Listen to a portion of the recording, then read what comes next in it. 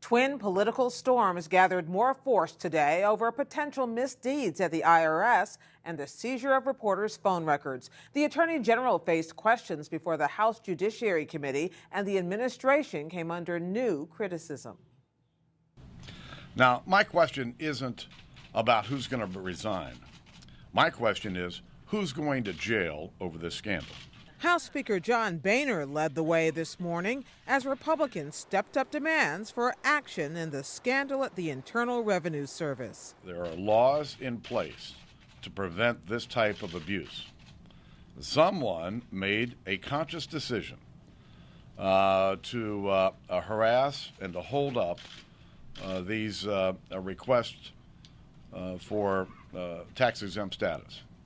That followed last night's release of a report from the Treasury Department's Inspector General. It found the IRS used inappropriate criteria that identified for review Tea Party and other organizations applying for tax-exempt status based upon their names or policy positions. And there was more. USA Today reported that during the same period, the IRS approved perhaps dozens of applications from similar liberal and progressive groups. Mr. President. On the Senate floor, Republican Minority Leader Mitch McConnell pressed the White House to make sure the IRS cooperates fully with congressional investigations. These allegations are very serious. That there was an effort to bring the power of the federal government to bear on those the administration disagreed with in the middle of a heated national election. It actually could be criminal. And we're determined to get the answers. McConnell and the other 44 Republicans in the Senate signed a letter to President Obama demanding full compliance. White House Press Secretary Jay Carney said today the president is committed to getting to the bottom of what happened. He expects people to be held accountable if they engaged in inappropriate activity, inappropriate conduct.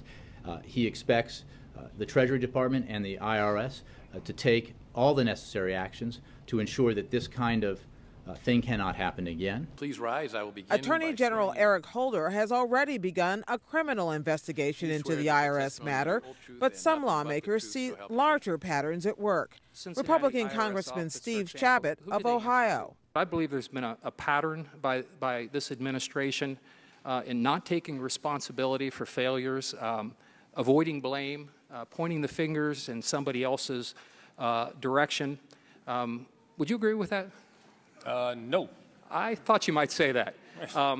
I think a lot of people do, including myself, and I think a lot of members of this committee, and we might be divided, obviously, but these are very significant things which have occurred here, and I would strongly encourage this administration to get out front, get all the facts out, let the chips fall where they may. I would agree with that last part of your statement. It is one of the reasons why I ordered the investigation last Friday, and I can assure you and the American people that we will take a dispassionate view of this. This will not be about parties. This will not be about ideological persuasions. Anybody who has broken the law will be held accountable.